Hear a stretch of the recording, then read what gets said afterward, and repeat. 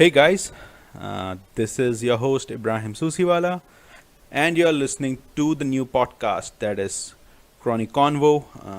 I hope that all of you are doing well. जितने भी लोग ये पॉडकास्ट सुन रहे हैं, मैं आशा करता हूँ कि आप लोग अच्छे होंगे, सेहतमंद होंगे इस कोरोना वायरस के वक्त में। आज का जो पॉडकास्ट है ये मैंने स्पेशली हिंदी में रिकॉर्ड किया है और इसे ऑलरेडी रिकॉर्ड किया गया है हमारे जो गेस्ट हैं डॉक्टर मधुसूदन राज के साथ। क्योंकि बहुत ही ज़्यादा एस्टीम्ड बंदे हैं, बहुत मुश्किल से मिलते हैं, उनका वक्त भी बहुत कीमती होता है। सो हमें बहुत वक्त से उनका इंतज़ार था कि वो हमें टाइम दे और हम उनसे बात कर पाएँ इस पॉडकास्ट पे, और उन्होंने आज वो वक्त दिया और हमने जो भी हो सकता है उस तरह उसको रिकॉर्ड कर लिया एटलीस्ट पहले, क्योंकि लाइव करना आज मुनासिब नहीं था छोटे वक्त में। सो हमने उसे रिकॉर्ड कर दिया है और अब आपको पेश कर रहे हैं। मैं आपको डॉक्टर मधुसूदन राज के बारे में तो बताऊंगा, वो कौन हैं, उन्होंने क्या अचीव किया है लाइफ में, हर चीज़। लेकिन उससे पहले आज का पॉडकास्ट क्यों इम्पोर्टेंट है वो बताते हैं आपको। आज का जो पॉडकास्ट है वो हम बहुत पहले से करना चाहते थे, वो मैं बहुत ज़्यादा ज़रूरी समझता हूँ। लॉकडाउन से भी पहले से मैं करना चाहता था, लेकिन अब ऐसा वक्त आ गया है कि अब लॉकडाउन के वक्त में तो ये करना बहुत ही ज़्यादा ज़रूरी है हमारे लिए। आज का जो मेन टॉपिक जो है इस पॉडकास्ट में जो हमने डिस्कस किया है वो है economic condition of all the countries around the world. Economic condition जब बोलते हैं तो उसका मतलब होता है आर्थिक स्थिति जो हमारी है, ना सिर्फ इंडिया में बट दुनिया की हर एक कंट्री की।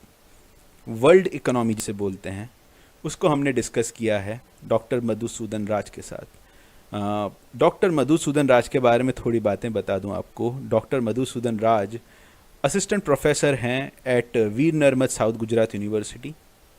उन्होंने अपनी पीएचडी, अपनी MPhil, master's degree, bachelor's degree सब कुछ इकोनॉमिक्स में ही की है। So he is out and out economist.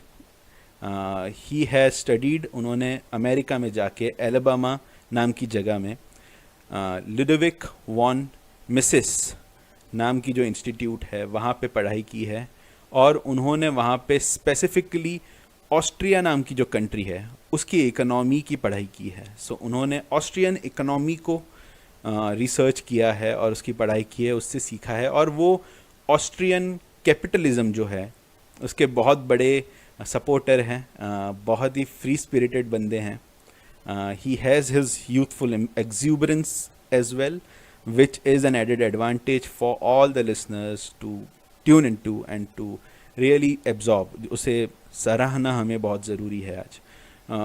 उनसे हमने बात इसलिए की है क्योंकि बहुत वक्त से हमारी जो आर्थिक स्थिति है इंडिया की वो तो मुश्किल में थी ही।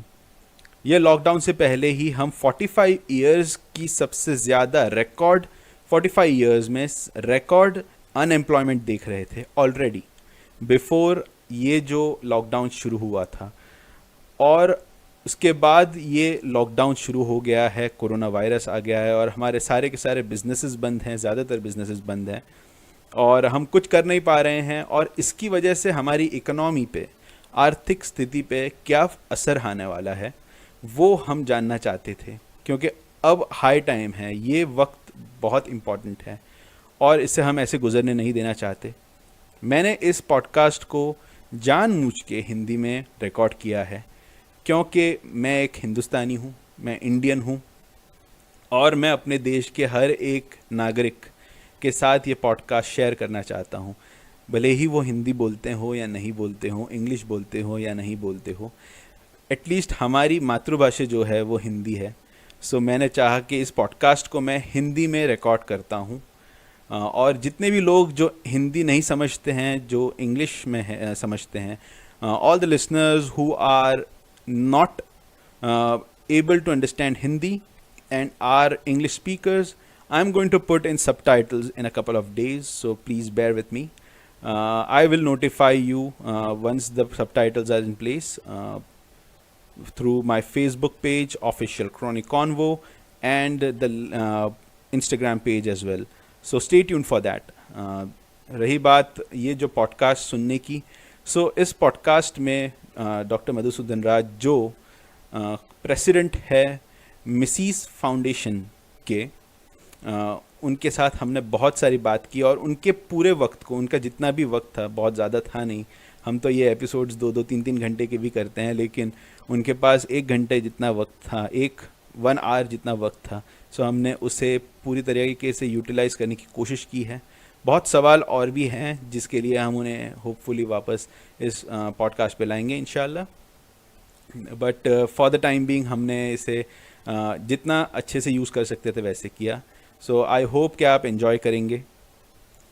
डॉक्टर मधुसूदन राज का ये पॉडकास्ट आप सुन सकते हैं, और उसके बाद अगर आपको उनकी और बातें सुननी हैं, अगर आपको उनको और फॉलो करना है, तो आप उनकी यूट्यूब चैनल जो है मधुसूदन राज, अगर आप यूट्यूब पे जाके लिखेंगे तो उनकी यूट्यूब चैनल इसी नाम से है। उन्होंने 62 जितनी वीडियोस उस पर पोस्ट की हुई है। सो आप वो चैनल के अंदर उनकी वीडियोस देख सकते हैं। आप चैनल को सब्सक्राइब भी कर सकते हैं। और अगर आपको हमारी चैनल जो क्रॉनिकॉन, वो मेरी चैनल जो है, उस चैनल का कंटेंट अच्छा लग रहा है और वीडियोस अच्छी लग रही है, तो आप इसे भी सब्सक्राइब कर सकते हैं, लाइक कर सकते हैं और फॉलो कर सकते हैं। सब्सक्राइब करने से फ़ायदा ये होगा कि जब भी मैं नया एपिसोड पोस्ट करूँगा यूट्यूब चैनल पे, तो आपको पता लग जाएगा, आपको मैसेज आ जाएगा, आपको ईमेल आ जाएगा। सो स्टे ट्यून्ड रहिए, आप सब्सक्राइब कीजिए इस चैनल को। बहुत सपोर्ट दिया है लोगों ने वर्ल्ड वाइड। हमारे पास आज भी 2000-3000 से कम लोग जो हैं वो सुनते हैं regularly.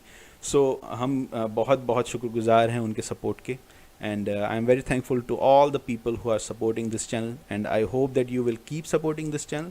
And I will be more and more encouraged to put in the more appropriate content for all the people around the world. So मैं फिर से एक बार बताना चाहूँगा कि डॉक्टर मधुसूदन राज जो इकोनॉमिस्ट हैं, वो हमारे पॉडकास्ट पे आए और उन्होंने ये बात की। सो एंजॉय करिए। अब मैं पॉडकास्ट शुरू करने वाला हूँ। Thank you.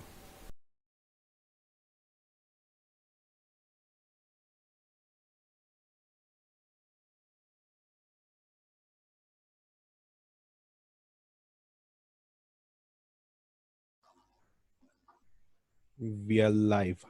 Hello everyone. Okay. This is your host Ibrahim Susiwala, and आप सुन रहे हैं the podcast Chronic Convo. Today we are having a very special and esteemed guest on the show, Dr. Madhusudan Raj. We really welcome you on the show. Let me give you a quick introduction of Dr. Madhusudan Raj, because of course his time is very important and we want to get everything into this program, sir. So Dr. Madhusudan Raj is a PhD in economics, and he has also studied at Ludwig von Mises University in Austria. Is it right, sir? It's in America, Oh, Auburn, it's Alabama. all right. Sorry, it's in America. Why did I say Austria? I don't know. How are you doing, sir? कैसे हैं That's आप? what I'm doing good. Ibrahim, thank you very much for inviting me. All right, and that's my pleasure, sir. That's my pleasure. Today's podcast is a very important podcast, and so we want to make the podcast reach as many people as possible. So today we are going to talk in English as well as in a regional language named Hindi in India for the Indian listeners, because it's very important. And so we are going to go back and forth on English and Hindi. Most of the economic questions will be basically answered in English because all the terminology that we use is in English. But आज का जो podcast है इसको हम हिंदी में भी रखना चाहते हैं, ताकि जो लोग इंग्लिश नहीं समझ सकते वो हिंदी में समझ सकें इसको, क्योंकि आज के पॉडकास्ट की जो इम्पोर्टेंस है, the importance of the podcast that we are going to do today is really important. It really of high gravity, because people are not understanding what is going to happen in this world in the coming months. The economy is going down in the dumpster right now. पूरी के पूरी Indian economy जो है वो पूरी के पूरी waste में जा रही है फिलहाल, और लोगों को अब तक समझ नहीं आ रहा है कि ये क्या होने वाला है। और आपसे ज़्यादा क्वालिफाइड सर कोई इंसान है नहीं जिसको मैं जान सकता हूँ, जिसको मैं बुला सकता हूँ शो पे right now. And I hope के your voice will be something that will make people understand कि ये कितना इम्पोर्टेंट है, how important this time is first, and what is going to happen and what are the remedies that we have to take in place, we have to act upon, so that we can save ourselves and survive through this, sir. So sir, आगे आपकी तरफ है पूरा का पूरा DISE, you go ahead and you explain.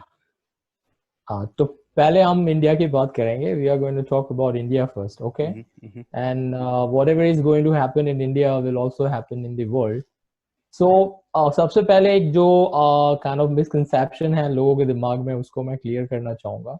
सबको ऐसे लग रहा है कि ये कोरोना वायरस जो है उसके आने के बाद ही जो लॉकडाउन चालू हुए हैं उसी की वजह से इकोनॉमी जो है वो प्रॉब्लम में आ रही है, और ये बात बिल्कुल बेसलेस है. इकोनॉमीज जो भी थी वर्ल्ड की, इंडिया को इंक्लूड करते हुए, वो पहले ही काफी खराब कंडीशन में चल रही थी. और जो वर्ल्ड वाइड इकोनॉमिक और फाइनेंशियल बबल था जो 2007 के फाइनेंशियल क्राइसिस के बाद बिल्डअप हो रहा था, वो बस फूटने की तैयारी में ही था. वायरस आता या नहीं आता उसमें कोई फर्क नहीं पड़ने वाला था. वायरस ने ज्यादा से ज्यादा क्या काम किया है, उस बबल को प्रिक करने का काम किया है. मैं क्यों कह रहा हूँ कि इकोनॉमिक्स जो थी वो ऑलरेडी खराब कंडीशन में थी. अब उसको समझने के लिए हमें जो भी सेंट्रल बैंक्स है उसका रोल समझना पड़ेगा. सेंट्रल बैंक मतलब जो बैंक की बैंक होती है. फॉर एग्जांपल इंडिया में आरबीआई हो गई, या अमेरिका में यूएस फेडरल रिजर्व हो गई, या यूरोपियन यूनियन की यूरोपियन सेंट्रल बैंक ईसीबी हो गई. अब ये जो भी हम ग्रोथ देख रहे हैं अलग अलग कंट्रीज में, आप इंडिया को लेके अमेरिका या जापान या जहां भी आप देख ले, चाइना या ब्रिटेन, ये जो ग्रोथ है वो एक्चुअल ग्रोथ नहीं है. ये जो है वो बबल क्रिएट किया गया है. बबल किसने क्रिएट किया है? बबल मतलब ये जितनी भी इकोनॉमिक एक्टिविटीज हम देख रहे हैं वो आर्टिफिशियली बिल्टअप की हुई है. नेचुरली इकोनॉमीज इस तरह से ड्राइव होती हैं कि अगर सरकारें ना हो तो जो प्राइस और प्रॉफिट और लॉस मैकेनिज्म होता है वो इकोनॉमी को ड्राइव करता है. मतलब फॉर एग्जांपल अगर आप और हम बनाना की डिमांड करते हैं तो बनाना की इंडस्ट्री एग्जिस्टेंस में होगी. अगर कल को हम जाके ऑरेंजेस खाना चालू करते हैं तो बनाना की प्राइस कम हो जाएगी, बिकॉज बनाना की डिमांड कम हो जाएगी. और जो भी एंटरप्रेन्योर्स हैं वो खाली देखेंगे कि उनको अब बनाना प्रोड्यूस करने में लॉस हो रहा है, और ऑरेंजेस की प्राइस बढ़ेंगी क्योंकि ऑरेंजेस की डिमांड बढ़ रही है. तो अब वो अपना जितना भी प्रोडक्शन है उसको ऑरेंज के प्रोडक्शन में अलोकेट कर देंगे. जो भी रिसोर्सेज हैं, लेबर है, लैंड है, कैपिटल है, जो भी है. सो इस तरह से इकोनॉमिक्स चल रही रहती है. अब इसमें क्या होता है, जब सरकारें इंटरफियर करती हैं तो ये सारा जो नेचुरल इकोनॉमी का स्ट्रक्चर है, प्रोडक्शन और कैपिटल स्ट्रक्चर है, उसको वो डिस्टॉर्ट कर देते हैं. Right. वो प्राइस को वो कंट्रोल करते हैं, वो प्राइस को डिस्टॉर्ट कर रहे हैं. सबसे इम्पोर्टेंट प्राइस जो फ्यूचर और प्रेजेंट और फ्यूचर के बीच में प्रोडक्शन को जो कोऑर्डिनेट करती है, जिसको हम इंटरेस्ट रेट कहते हैं, उस इंटरेस्ट रेट को वो मैनिपुलेट करते हैं. आपको पता होगा कि सेंट्रल बैंक जो होती हैं वो हर कंट्री में इंटरेस्ट रेट्स को कंट्रोल करती हैं, वो मैनिपुलेट करती हैं. Okay. तो वो मैनिपुलेशन की वजह से बहुत सारी बबल एक्टिविटीज इकोनॉमीज में क्रिएट होती हैं. तो वर्ल्ड जो था वायरस के आने से पहले वो जायंट बबल था. इंडिया में आप जानते हैं कि दो सेक्टर जो थे वो बहुत बड़े बबल थे. एक था ऑटो सेक्टर, जो कि पिछले 2-3 साल से बबल बर्स्ट हो रहा है और प्रोडक्शन कंटिन्यूसली डाउन जा रहा है. आप जानते होंगे कि कोरोना वायरस के आने से पहले से कुछ 12-15 महीने से ऑटो सेल्स जो हैं वो डाउन जा रहे हैं, अराउंड 40-50%. और रियल एस्टेट का जो है वो भी बहुत बड़ा बबल है, जिसके बारे में मैं पिछले 10 साल से कह रहा हूँ कि ये बबल भी इतना बड़ा है कि ये फूटेगा. तो बबल का मतलब क्या है कि इतनी सारी कारों की जरूरत नहीं है, इतने सारे घरों की जरूरत नहीं है. हम सूरत में देखते हैं, अगर आप सिटी लाइट एरिया में आएंगे या न्यू सिटी लाइट एरिया में वेसू में आएंगे, बहुत सारी खाली बिल्डिंग पड़ी हुई है. ऑक्यूपेंसी रेट 15-20% है. और दूसरी बात जो हम देखेंगे कि लोगों को रहने के लिए घर नहीं मिल रहे हैं. तो ये जो है वो इकोनॉमिक इम्बैलेंसेस इसलिए खड़े हो रहे हैं बिकॉज जो सरकारें हैं और उनकी जो सेंट्रल बैंक्स हैं, जो सरकार सेंट्रल बैंकों को ओन करती है, तो वो बैंकों ने और सरकारों ने मिलकर इकोनॉमी को पूरा डिस्टॉर्ट करके रखा हुआ था. Right. नॉट ओनली दैट, ये जो सरकारें जो हैं वो आजकल की जो गवर्नमेंट है उसको हम लोग वेलफेयर वॉरफेयर स्टेट कहते हैं. तो शुरुआत में जब गवर्नमेंट की शुरुआतें हुई, जब स्टेट बना, तो वो खाली उनका एक ही काम होता था, और वो काम था लाइफ, लिबर्टी और प्रॉपर्टी लोगों की, उसको प्रोटेक्ट करना. तो उनका काम जो हम कहते हैं वो लॉ और डिफेंस को प्रोवाइड करना था. Right. पर धीरे धीरे जैसे टाइम आगे जाता गया पिछले 300 सालों में, तो सरकारों ने ज्यादा से ज्यादा जो प्राइवेट सेक्टर के काम थे वो अपने हाथों में ले लिए, क्योंकि उसमें उनको रेंट सीकिंग हम कहते हैं, उसमें से पॉलिटिशियनों को फायदा होता है, उनको वोट मिलते हैं, वो वोट खरीद सकते हैं और वो बिजनेसमैन को अपने साथ मिला के लोगों को लूट सकते हैं। तो ज्यादा से ज्यादा एक्टिविटीज जो हैं वो सरकारों के हाथ में चली गई, और जिसको हम वेलफेयर स्टेट कहते हैं, जैसे जैसे हम लोग कहते हैं कि माई बाप सरकार बन गई है। आप इंडिया में देख लीजिए कि बिना गवर्नमेंट के कुछ भी नहीं हो रहा है। आई मीन उन्होंने इतने अपने हाथ फैला लिए हर जगह पे, टेंटेकल्स हम जिसको कहते हैं, ऑक्टोपस होता है उसके बहुत सारे हाथ होते हैं और वो हर जगह फैले होते हैं। तो आजकल की सरकारें जो भी हैं वो हर जगह फैली हुई हैं।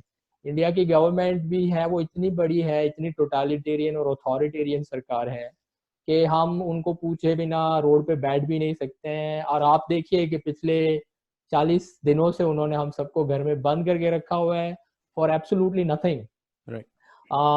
मैं मेडिकल साइंस का डॉक्टर नहीं हूँ, पर मैं भी एक साइंटिस्ट हूँ और मैं भी एक रिसर्चर हूँ, तो डेटा को एनालाइज करना ऑब्जेक्टिवली मैं भी जानता हूँ। तो आप जितने भी कोविड-19 के डेटा आ रहे हैं उनको आप देखेंगे तो आप देख रहे हैं कि वायरस को इतना डेंजरस नहीं है।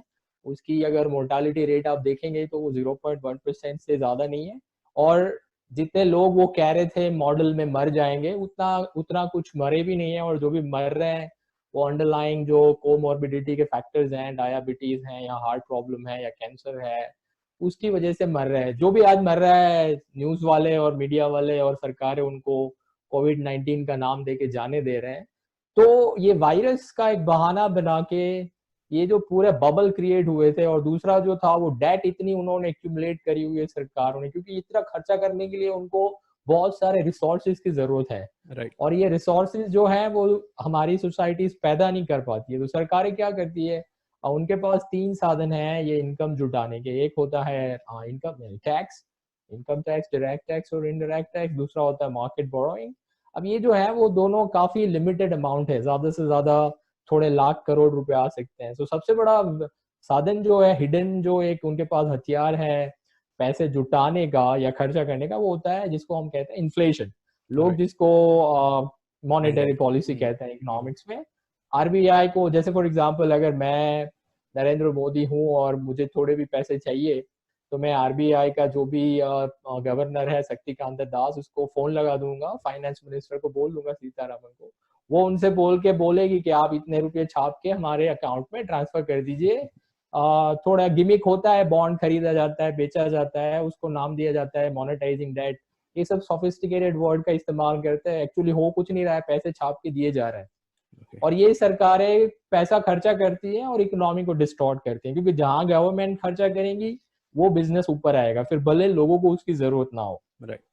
अब इतने सारे कारों की इंडिया में जरूरत नहीं है, इतना पोल्यूशन है, ठीक है, दुनिया में सबसे ज्यादा पोल्यूटेड सिटीज जो हैं टॉप 10 वो इंडिया की है, दिल्ली इज ऑन नंबर 1। और ये सारा बबल कहाँ से क्रिएट होता है? आरबीआई के पैसे छापने से, इंटरेस्ट रेट को कम रखने से। तो ये बबल जो था वो फूटने वाला था। और ये जो डेट लोड है, सरकारों का डेट देख लीजिए या आप कॉर्पोरेट का डेट देख लीजिए जो अब फूट रहा है, जिसको हम एनपीए कह रहे हैं। बैंकों ने जितनी लोन दे के रखी हुई है इन कॉर्पोरेट हाउसेस को, अब क्योंकि ये इकोनॉमी ठप हो गई है तो कॉर्पोरेट अपने पैसे चुका नहीं सक रहे हैं, इंडिविजुअल्स जो हैं वो पैसे चुका नहीं सक रहे हैं, जो अपनी लोन है वापस नहीं कर पा रहे हैं और वो डिफॉल्ट करे जा रहे हैं। तो डिफॉल्ट की वजह से क्या होता है, जो नॉन परफॉर्मिंग एसेट है बैंकों की वो बढ़ती जा रही है, और उसकी वजह से एक के बाद एक बैंक जो है वो कोलैप्स हो रही है। आपने देखा कि कोरोना वायरस के आने से पहले 2-4 बैंकें कोलैप्स हो चुकी थी। सबसे बड़ी बैंक जो थर्ड सबसे बड़ी है यस बैंक, वो कोलैप्स हो गई। Maharashtra Punjab cooperative bank collapse हो गई। कोई लक्ष्मी विलास करके बैंक थी साउथ में, वो कोलैप्स हो गई।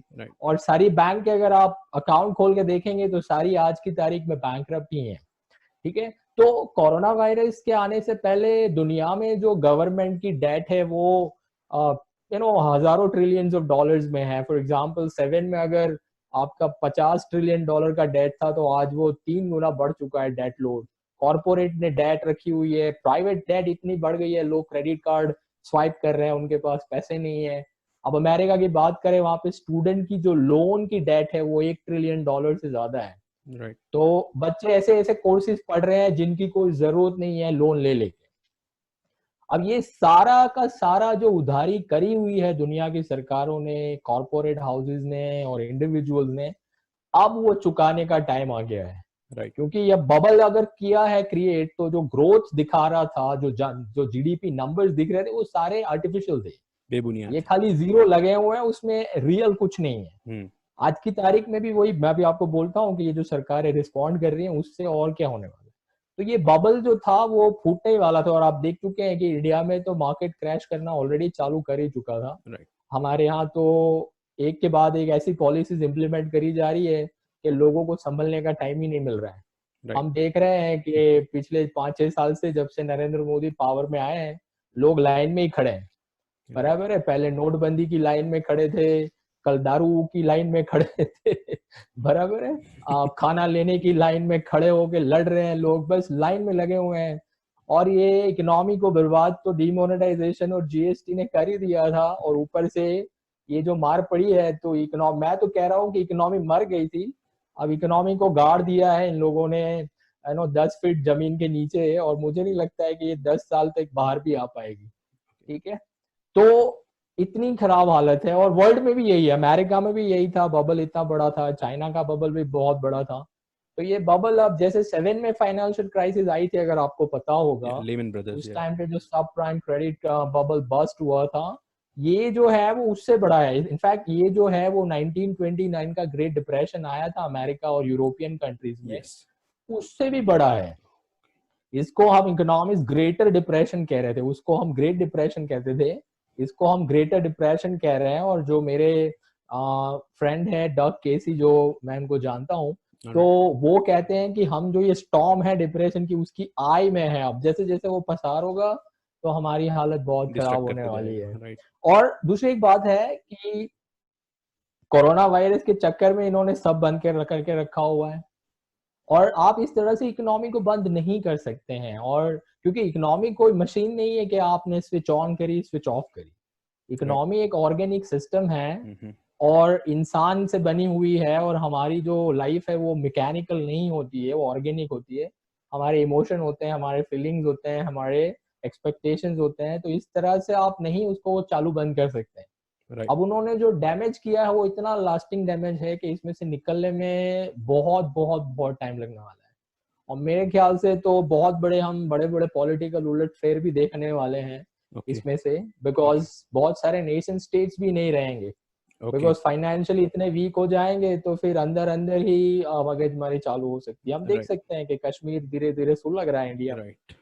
तो जैसे जैसे इंडिया का सेंटर जो है दिल्ली वीक हो जाएगा फाइनेंशियली, तो स्प्लिंटर हो जाता है, फिर जो राज्य बना होता है स्टेट, वो राइट। स्प्लिंटर हो जाता है। ओके। तो कोरोना वायरस तो खाली एक रीजन है, ये बबल तो बस्ट होने ही वाला था, और बड़े बड़े मॉनेटरी चेंजेस भी हम देखने वाले हैं। राइट। सर, अब वंस हम इस चीज़ में आ तो गए हैं अब, और लोग अपना आपको समझ नहीं पा रहे हैं बेसिकली, कि जो स्मॉल बिजनेसेस चलाने वाले लोग हैं खासकर, वो अपने आप को समझ नहीं पा रहे हैं कि वो कहाँ पे आप खुद को लेके जाएंगे। आप उनको क्या कहना चाहेंगे, और what is the remedy that is in place for them, that what can they do right now to survive in the next 15-20 months, whatever it is, the most crucial time that is coming up, right? देखिए, उनको consolidate करना पड़ेगा, उनको cash बचा के रखना पड़ेगा, और जब अनसर्टेनिटी थोड़ी खत्म हो जाएगी तो then they can start the business again. मुझे नहीं लगता है कि अनसर्टेनिटी खत्म होने वाली है। अगर बिकॉज इंडिया की बात करें तो मेरे ख्याल से तो ये तो शुरुआत है, Okay. बिकॉज इकोनॉमी तो गई है, और इस गवर्नमेंट को इकोनॉमी से कुछ लेना देना नहीं है। आप देख Okay. लीजिए, Okay. आप इनका जो टारगेट है वो तो हिंदू राष्ट्र बनाने का है, ठीक है। Okay. तो अभी तो एनआरसी और सीए की पूरी एक्सरसाइज बाकी है, ठीक है।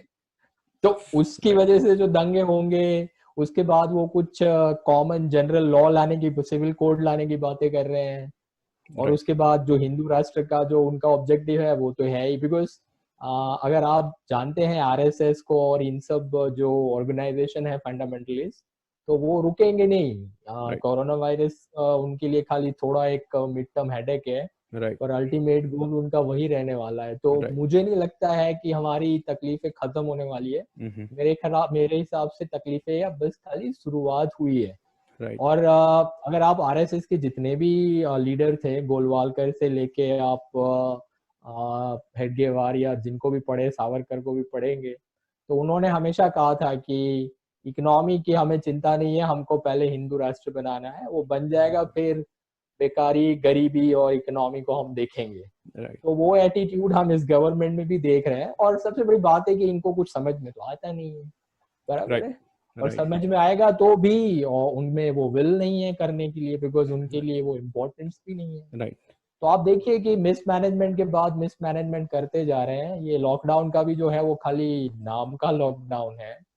हम रोज पहले माइग्रेंट को जाने नहीं दिया, अब जाने दे रहे हैं, ठीक है। तो इसकी कोई जरूरत नहीं है। तो मेरे ख्याल से जो स्मॉल और मीडियम टर्म के या जो भी बिजनेसमैन है इस कंट्री, मेरे ख्याल से तो बड़े बड़े बिजनेसेस भी बड़ी कठिनाई में आने वाले हैं यहाँ पे। और हम ऑलरेडी देख रहे हैं कि मुकेश अंबानी भी बड़ी स्पीड से अपने आप को डेट रिस्ट्रक्चर करने में लगे हुए हैं। वो भी सोच रहे हैं कि मैं भी जीरो डेट पे ले आता हूँ, क्योंकि उसका तो बहुत ही बड़ा डेट है। और आप देखिए जो बैंकिंग क्राइसिस चालू होने वाली है, वो तो मार देगी। ये जो एक के बाद एक बैंक रन चालू होंगे, क्योंकि कोरोना वायरस के बाद तो और भी एनपीए बढ़ने वाले हैं, क्योंकि सरकारें फोर्स कर रही हैं बैंकों को लोन देने के लिए। अब जबकि पूरे इकोनॉमी बर्बाद हो चुकी है, लोन वापस कैसे आएगी? किसी के पास है नहीं कमाने को, ठीक है। नॉट ओनली दैट, सरकार जो है, मोदी गवर्नमेंट तो स्वदेशी और प्रोटेक्शनिज्म की बात करती है, तो वो बाहर से कुछ कंपटीशन भी नहीं आएगी, सस्ती चीजें आने नहीं दे रही है, इंपोर्ट डाल रही है। तो कहाँ ले जाएंगे? आर्टिफिशियल इतनी स्कैरसिटी खड़ी करेंगे कि मेरे ख्याल से तो भुखमरी और गरीबी ही देखने वाले हैं। पिछले 2 साल से, आई डोंट नो आपको मालूम है भी कि नहीं, ये नीति आयोग के डेटा दिखा रहे हैं कि पिछले 2 साल से इंडिया में पहली बार गरीबी और भुखमरी बढ़ रही है। पॉवर्टी लाइन 22 राज्यों के नीचे, हाँ बढ़ रही है। पहले जो घट रही थी, अब वो रिवर्स होके बढ़ना चालू हो गई है। तो मेरे ख्याल से तो इंडिया जो है वो 1500 बीसी, जब वैदिक काल था, उधर वापस जा रहे हैं। मेरे ख्याल से हम लोग बैक टू जंगल जा रहे हैं। ये कंट्री जो है अंग्रेजों ने जो बनाई थी वो स्प्लिंटर होने वाली, क्योंकि इंस्टीट्यूशन रहे नहीं ना। आपको देश चलाने के लिए संस्थाएं चाहिए, सुप्रीम कोर्ट। अब देखिए जिस तरह से पुलिस स्टेट खड़ा हो रहा है, किसी को भी मारा जा रहा है, किसी को भी पीट के अंडर डाल रहे हैं। लॉकडाउन का अनाउंसमेंट कर दिया, कोई लीगल बैकिंग है नहीं, कुछ कॉन्स्टिट्यूशन कोई बात नहीं कर रहा है, कोई अपोजिशन पार्टी बोल नहीं रही है, सुप्रीम कोर्ट पता नहीं कहाँ जाके बैठी हुई है। इसकी लीगलिटी क्या है? एक आदमी इस तरह से आके किस तरह से 135 करोड़ लोगों को घर में बंद कर सकता है 2 महीने के लिए? कोई बात नहीं कर रहा है, कोई क्वेश्चन नहीं उठा रहा है, और देश की प्रजा तो सो ही रही है। तो ऐसी हालत में तो आप क्या अच्छा तो मुझे तो बिल्कुल ये तो मेरे ख्याल से थोड़ा थोड़े जो राज्य हैं, गुजरात हो गया, महाराष्ट्र हो गया, जहाँ पे बिजनेस कम्युनिटी ज्यादा है, उन्हीं के टिके रहने के चांसेस ज्यादा है। बाकी स्टार्वेशन और हंगर एंड पॉवर्टी तो बस आ ही रहा है, इसका तो कोई सवाल ही पैदा नहीं होता है। Sir, have you seen the Sweden model जो उन्होंने अभी इम्प्लीमेंट किया है, in which they are actually looking at herd immunity and Sweden ने तो बाद में किया, साउथ कोरिया ने करा, ताइवान ने करा, उन्होंने लॉकडाउन नहीं किया है। उन्होंने डेटा को देखा और उन्होंने देखा कि ये वायरस अपने तरह से फैल रहा है, अपनी पैटर्न है उसकी। आप लॉकडाउन करे या ना करे, वो अपना काम कर ही रहा है, और जब उसकी पीक आ जाती है तो वो चला जाता है। तो उन्होंने बस खाली सीनियर सिटीजन्स थे जो वनरेबल ग्रुप है, उनको खाली उन्होंने सेफ जगह पे रखा है। बाकी जनरल पब्लिक को वो बाहर जाने दे रहे हैं, बिकॉज इसका एक ही उपाय है। देखिए वायरस तो हमारे साथ इवोल्यूशन की शुरुआत से है, 3 बिलियन साल से वायरस हमारे साथ है। और वायरस अगर हम साइंस पढ़े तो हमारी बॉडी का हिस्सा भी होते हैं, तो उससे आप छुप नहीं सकते। आई मीन मुझे तो ये पूरा आइडिया के वायरस से आप छुप के बच सकते हैं, पूरा एकदम कॉमिकल सा लगता है। आप कैसे छुप सकते हो? अब मेरे ख्याल से अभी लाखों लोगों को कोरोना वायरस हो भी गया होगा और वो ठीक हो भी गए हैं, जिसको हम असिम्प्टोटिक केसेस कहते हैं। आप बिना सिम्टम के, आपको मालूम भी नहीं पड़ेगा। इसका एक ही उपाय है, देखिए इसमें कोई वैक्सीन काम में नहीं आती है। इसका एक ही उपाय है, उसको हम कहते हैं हर्ड इम्यूनिटी। तो जब 60-70% को ये रोग लग जाएगा और उसकी इम्यूनिटी उनमें आ जाएगी, तो वो अपने आप वायरस ठंडा पड़ जाएगा। और वायरस के भी भले में नहीं है कि वो अपने होस्ट को मार दे। मेरे ख्याल से हम ये एनालॉजी सरकारों पे भी इस्तेमाल कर सकते हैं, बिकॉज मेरे ख्याल से सबसे बड़ा पैरासाइट जो है वायरस, जो हम सबको खा रहा है अंदर से, वो हमारी सरकारें हैं। राइट। सालों से धीरे धीरे धीरे हमको अंदर से वो मार रही है। तो ये गवर्नमेंट को ये पता नहीं है कि जब होस्ट जो है, जब पैरासाइट जो होता है परोपजीवी, वो अपने होस्ट से जब बड़ा हो जाता है तो वो भी मर जाएगा। राइट। तो इंडियन गवर्नमेंट का यही होने वाला है कि सरकार जो है वो समाज से बड़ी तो नहीं हो सकती है, राइट। और वो कोशिश कर रहे हैं कि वो हर जगह फैल जाए, हर कुछ काम वही करे, हम कुछ डिसीजन ही ना ले। ये जो पूरा सेंट्रल प्लानिंग का जो पूरा कॉन्सेप्ट है, ये हमको लेके डूब रहा है। राइट। ये सोचना कि दिल्ली में बैठा हुआ एक आदमी 135 करोड़ लोगों की तरफ से कोई डिसीजन ले सकता है, ये मैडनेस है। राइट। और इस मैडनेस को, इस आइडिया को जब तक हम चैलेंज नहीं करेंगे, इस देश में कोई बदलाव नहीं आने वाला है। बराबर है, हम लोगों के ऊपर छोड़ देंगे तो लोग अपनी तरह से अपने आप को देखभाल कर लेंगे। राइट। हम लोग कोई पागल नहीं है कि हमको मर जाना है। राइट। बराबर है, आप फ्रीडम दीजिए ना लोगों को। अगर किसी को डर लग रहा है तो वो घर में बैठे, हम कहाँ मना कर रहे हैं। ट्रू। बच्चों को बाहर जाने दीजिए, बच्चों को कुछ नहीं हो रहा है, एडल्ट को कुछ नहीं हो रहा है, यंग लोगों को कुछ नहीं। स्कूल कॉलेजेस बंद करने का कोई मीनिंग ही नहीं है। राइट। बराबर है, बट ये बस नी जर्क रिएक्शन दिया हुआ है। और इस तरह से बातें कर रहे हैं। नरेंद्र मोदी बोलते हैं कि एक भी जान कोरोना वायरस से नहीं जानी चाहिए। अब ये क्या बात होती है? एक जान कोरोना वायरस से नहीं जाएगी, पर लाखों जान भूखमरे से चली जाएगी, तो वो चलेगा। राइट। तो ये मुझे समझ में नहीं है। तो ये तो पूरा, जैसे मेरे दोस्त हैं वो कहते हैं कि इंडिया वो एक पागल खाना है जिसको पागल लोगों ने टेक ओवर कर लिया है। तो आप सोचिए, अब असाइलम को जब मैड लोग टेक ओवर करेंगे तो उसकी क्या हालत होने वाली है। तो मैं तो बिल्कुल बिल्कुल भी, मुझे तो कोई फ्यूचर दिखाई नहीं दे रहा है इस कंट्री का, अनलेस एंड अनटिल वो डिसइंटीग्रेट होके अलग अलग हिस्सों में बट जाए।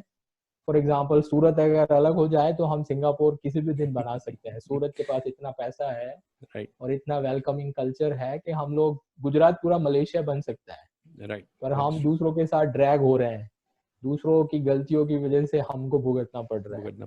तो ये एक चेंज जब तक आएगा नहीं, मार्केट की तरफ हम बढ़ेंगे नहीं, डिसेंट्रलाइजेशन की तरफ बढ़ेंगे नहीं, लोगों के हाथ में डिसीजन पावर जब तक जाएगा नहीं, तब तक कुछ भला नहीं होने वाला है। इब्राहिम, राइट। सर, हमने जैसे बैंक की बात की, जो डिप्रेशन हमारा आया था, रिसेशन आया था इन 2007, where Lehman Brothers went out of business, और बहुत सारी बैंक्स दूसरी भी आउट ऑफ बिजनेस गई थी। I just want to give a little bit of information to all the listeners about that, कि 2007 के अंदर यूएस के अंदर वॉल स्ट्रीट पे जितनी भी बैंक्स हैं, बड़ी बड़ी बैंक्स, उन सब बैंक्स ने मॉर्गेजेस को एक नई सिक्योरिटी बना के उसको बेचा था लोगों को। और उन सिक्योरिटीज के अंदर जो मॉर्गेज होते थे, उनकी क्रेडिट रेटिंग जो थी वो बहुत ज्यादा बिलो स्टैंडर्ड थी, सब स्टैंडर्ड थी, और उससे हमें पब्लिक को बेच के उन्होंने पैसा बनाया था। और जब 2007 के अंदर ये मॉर्गेज की जो रेट्स थी वो रिवाइज होने वाली थी according to the rate of credit rating of these bonds, तो वो पूरा का पूरा क्रम्बल हो गया, इकोनॉमी वहां पे क्रम्बल हो गई, क्योंकि पता लगा कि ये जो मॉर्गेजेस जो बहुत ज्यादा AA, AAA जो बता रहे थे, वो एक्चुअल में इतनी अच्छी है नहीं, और वो सारी की सारी नीचे आ गई। तो बेसिकली आपको जो माल बेचा जा रहा था वो कचरा था, लेकिन वो माल के लिए आपको 100 रुपए की जगह 1000 रुपए आपसे चार्ज किए गए थे। अब वो चीज हुई थी, और वो चीज 2007 में पता लगी, लेकिन शुरू हुई थी वो 2001 में, 6-7 साल तक भी सर वो रही थी। Correct me if I am wrong sir. Know that is right. और आज की तारीख में उससे भी हालत खराब है। वही सब पागलपन आज भी चल रहा है अब अमेरिका में, और उससे भी ज्यादा बड़े पागलपने चल रहे हैं। जैसे मैंने बोला कि ये जो डेट है, लोड है जो डेट का है, वो बहुत ज्यादा है। और आप देखिए, अगर आपने उधारी करी है तो आपको चुकानी तो पड़ेगी, आप उसमें से बच नहीं सकते हैं। अगर आपने पैसा सक कर लिया तो इकोनॉमी ठप हो जाएगी। और अगर आप, जैसे अभी मैं आप देख रहा हूँ जो गवर्नमेंट के जो रिस्पॉन्सेज आ रहे हैं वर्ल्ड ओवर, वो एकदम क्रेजी काइंड ऑफ रिस्पॉन्सेज है। मतलब वो कह रहे हैं कि हम पैसे छापेंगे और लोगों को दे देंगे। इस तरह से थोड़ी ग्रोथ होता है। पैसे छापने से कुछ नहीं होगा, खाली इन्फ्लेशन होगा। और मेरे हिसाब से आज की तारीख में कोई मार्केट बचा नहीं है। राइट, जितने भी मार्केट है, सब मार्केट को सेंट्रल बैंकों ने खरीद के रखा हुआ है। आप बॉन्ड मार्केट ले लीजिए, या आप स्टॉक मार्केट ले लीजिए, या आप दूसरी रियल एस्टेट मार्केट, जितनी कंपनियां बैंकरप्ट हो रही है उनको सरकारें आउटराइट खरीद रही है। तो ये तो बिल्कुल टोटली काइंड ऑफ स्टुपिडिटी है, आप अगर इकोनॉमिक्स के हिसाब से देखेंगे। और अदरवाइज भी, तो इसमें क्या होने वाला है कि हम पॉसिबल हाइपर इन्फ्लेशन के डायरेक्शन में जा रहे हैं। आपके ऑडियंस को मैं वार्न करना चाहूंगा कि जो प्रोबेबिलिटी है हाइपर इन्फ्लेशन की वो अब काफी बढ़ी जा रही है, बिकॉज सरकारें बहुत पैसे, सेंट्रल बैंक के पैसे छाप छाप के खर्चा कर रही है। तो फॉर एग्जांपल इंडिया में जितने भी माइग्रेंट वर्कर गांव जा रहे हैं, तो राहुल गांधी अभी सबको इंटरव्यू कर रहे हैं, रघुराम राजन को, और आज उन्होंने अभिजीत बैनर्जी जो है नोबेल प्राइज विनर, उनको उन्होंने इंटरव्यू किया। ये सब सोशलिस्ट केंशियन इकोनॉमिस्ट है, उनके पास और कोई इलाज नहीं है, उनको एक ही चीज आती है, पैसा छापो और खर्चा करो। पैसा छापने से कभी कोई अमीर नहीं बनता है, ठीक है। तो अगर हमारी सरकारें ये गांव में जो माइग्रेंट लेबरर जा रहे हैं उनको पैसे छाप के दे देंगी, अब पैसे हाथ में आ जाने से कोई पेट की भूख थोड़ी कम होने वाली है, हम पैसे थोड़ी खाएंगे। Can you explain what is inflation? For example, if we are going to purchase a bread, एक पैकेट ब्रेड परचेज करने वाले हैं, तो अगर पैसा आपके पास ज्यादा हो या कम हो, या ज्यादा छापा या कम छापा, तो उससे फर्क क्या पड़ता है, आप बता सकते हैं लोगों को? देखिए, जिस तरह से प्राइस डिसाइड होता है ब्रेड का डिमांड और सप्लाई से, उसी तरह से मनी का भी प्राइस होता है, जिसको हम परचेजिंग पावर कहते हैं, कि वो कितनी चीज खरीद सकती है। मनी क्या होता है? एक कॉमन मीडियम ऑफ एक्सचेंज होता है कि वो हर ट्रांजैक्शन में एक बाजू की साइड मनी होती है। तो जैसे ब्रेड का प्राइस है, वैसे मनी का भी प्राइस है। तो ब्रेड का प्राइस डिटरमाइन होता है उसके डिमांड और सप्लाई से। फॉर एग्जाम्पल, अगर उसकी सप्लाई बढ़ जाए तो क्या हो जाएगा? उसका प्राइस कम हो जाएगा, डिमांड इतनी नहीं है। तो वैसे ही रुपये जो मनी वैसे रुपया मनी तो नहीं है, वो करेंसी है, पर हम फॉर डिस्कशन हम उसको रुपया कहते हैं। तो अगर रुपये की सप्लाई बढ़ जाती है, आरबीआई उसको ज्यादा छापती है या डिजिट पैदा करती है, तो उसका प्राइस कम हो जाएगा, मतलब उसका परचेजिंग पावर कम हो जाएगा। परचेजिंग पावर कम हो गया मतलब अगर आज की तारीख में मैं 100 रुपए से एक ब्रेड खरीद रहा हूँ, तो कल वो 100 रुपए ब्रेड वो नहीं खरीद पाएंगे, अब मुझे ज्यादा रुपए चाहिए होंगे, क्योंकि वो ज्यादा इकोनॉमी में घूम रही है वो नोटें। लेकिन तो बेसिकली ब्रेड का प्रोडक्शन तो बढ़ा नहीं है। आप खाएंगे क्या? आप रुपये की नोट खाने वाले हैं? लोग क्या खाएंगे? वो ब्रेड खाएंगे ना। वो ब्रेड खाएंगे, ऑनियन खाएंगे, पोटैटो खाएंगे, टमाटो खाएंगे, ठीक है, व्हीट खाएंगे, बार्ली खाएंगे। अब इसका प्रोडक्शन तो है नहीं, ठप हुआ है, इकोनॉमी तो ठप है। और ऐसे में आप लोगों को पैसा दोगे, अब वो जाके दुकान के सामने खड़े होंगे तो क्या होगा? प्राइस ऊपर जाएगी, बोली लगेगी। ठीक है। तो हाइपर इन्फ्लेशन होता है जब प्राइस बढ़ती है 50% या 100% इस तरह से, राइट। जैसे जिम्बाब्वे में हुआ था लेटेस्ट एपिसोड 2007-8 में, वहां पे उन्होंने $100 ट्रिलियन की नोटें छापी हैं, और उसमें से जिम्बाब्वे डॉलर, और उसका एक अंडा आता है, एक टमाटर आता है, एक ब्रेड का लो आता है। तो ऐसी सिचुएशन की ओर हम बढ़े जा रहे हैं। अगर हाइपर इन्फ्लेशन नहीं भी हुआ तो ज्यादा इन्फ्लेशन, ऑलरेडी प्राइसेस तो हर चीजों की बढ़ ही रही हैं, हम देख लेंगे, वेजिटेबल से मीट से हर चीजों की प्राइस बढ़ी जा रही है। तो वो ज्यादा खतरा दिख रहा है मुझे, प्रोबेबिलिटी उसकी ज्यादा बढ़ गई है, संभावनाएं बढ़ गई हैं। ये छाप छाप के खर्चा करेंगे, एक बाजू प्रोडक्शन हुआ नहीं है, भी दूसरी बाजू लोगों के हाथ में पैसा आ जाएगा, वो जाके खर्चा करेंगे, माल है नहीं, खर्चा करेंगे, क्या होगा? कीमत ही बढ़ेगी, और क्या होना। और हाइपर इन्फ्लेशन तो इतना खतरनाक वायरस है कि उसके सामने कोरोना भी कुछ नहीं है। ये हाइपर इन्फ्लेशन का वायरस इतने लोगों को मार दे, वो इकोनॉमी को पूरा रेवेज कर देता है। क्योंकि आपका जो एक्सचेंज होता है मनी के बेस पे, वो आपको फैसिलिटेट करता है एक्सचेंज को। और अगर वो एक्सचेंज फैसिलिटेट करने वाला जो मीडियम है उसी को आपने खराब कर दिया, तो एक्सचेंजेस रुक जाएंगे। और आप देखिए, सिविलाइजेशन जो है, आदमी जंगल में से बाहर आया ट्रेड करके। फॉर एग्जाम्पल, आपके पास जूता है और मेरे पास ये टाई है, सिस्टम, ठीक है। तो आपका, मुझे जूता चाहिए, आपको टाई चाहिए, तो हम एक दूसरे के साथ उसको ट्रेड करके पा सकते हैं। अब ना आप टाई बनाना जानते हैं, ना मैं जूता बनाना जानता हूँ, पर फिर भी हम दोनों के पास टाई और जूता आ गया। अब ये इसको फैसिलिटेट मनी करता है। अब उस मनी को आप डिस्टॉर्ट करोगे, डिस्ट्रॉय करोगे, तो जैसे डीमोनेटाइजेशन के टाइम पे हुआ था, उससे भी भयानक हालत हो जाएगी, ठीक है। तो ये आपके साथ सरकारें खेल रही हैं। आप जो पैसे छाप रहे हैं और ये जो डेट कर रहे हैं, तो अगर हाइपर इन्फ्लेशन, और इसका क्या है कि एक बार 50-100% के ऊपर निकल जाता है, फिर वो फ्यूल होता है एक्सपेक्टेशन पे। लोग एक्सपेक्ट करेंगे प्राइस को बढ़ना, जाके वो पैसा खर्च करेंगे, जो मनी की डिमांड है वो कम हो जाएगी, कैश बैलेंस लोग रखेंगे नहीं, जाके सीधा खर्चा कर देंगे, इतना प्राइस बढ़ेगा फिर सरकारें कुछ भी नहीं कर पाएंगी। Right. और It फिर will get out of hand. Economy खत्म, और फिर जब इकोनॉमी खत्म हो जाएगी तो फिर सब चालू हो जाएगा। ठीक है, फिर आजू बाजू के कंट्रीज वाले भी देखेंगे कि भाई अब Right. ठीक है हम फायदा उठा सकते हैं, ये तो Right. बर्बाद हो, क्योंकि गरीब जो देश होता है वो अपने आप को डिफेंड नहीं कर सकता ना। Right. अब देखिए सी ऑलरेडी क्या हो रहा है, जैसे सेंटर वीक हो रहा है तो जो बॉर्डर एरियाज है वो धीरे धीरे आग पकड़ेंगे। Right. वैसे भी सबको साथ में रहना तो है नहीं, Right. बराबर है, असम को अलग हो जाना है, कश्मीर को अलग हो जाना है, वहां पे माओवादी हैं वो अपना अलग मांग रहे हैं, पंजाब अलग मांग रहा था एक जमाने में, खालिस्तान। तो ये सारी डिमांड है, कोई खत्म नहीं हो गई है, लोगों के अंदर है ही, छुपी बैठी हुई। Right. तो जिस दिन उनको मौका मिलेगा कि आप दिल्ली पे बैठे हुए लोग कुछ नहीं कर सकते हैं, लड़ने के लिए भी पैसे चाहिए होंगे, वो होगा ही नहीं, तो फिर वो चालू हो जाएंगे और दैट्स इट। तो ये इस डायरेक्शन में मुझे सब जाता हुआ दिख रहा है। All right. So, coming back to the question that I was actually going to post, so I was explaining how 2007 happened and how Lehman Brothers and everything went down. If we are taking that analogy right now and we are measuring ourselves, do you think we are nearby 2007 or are we in 2005 or 2006? Oh, we are there. I mean, bubble तो bast होने ही लगा है, All right. Markets crash हो रहे हैं, रुपये tank हो रहा है, ठीक है, और ये कोरोना वायरस की वजह से I think America is now in officially recession. जो national bureau of economic research जो ट्रैक करता है, तो मैं अभी थोड़े दिन पहले वो पढ़ रहा था, तो अमेरिका ऑफिशियली उनकी जीडीपी क्रैश करके रिसेशन जोन में आ गई है। Okay. और अब आज ही मैं पढ़ रहा था कि जो नेक्स्ट क्वार्टर के जीडीपी नंबर निकलने वाले हैं वो तो हॉरिबल आने वाले हैं।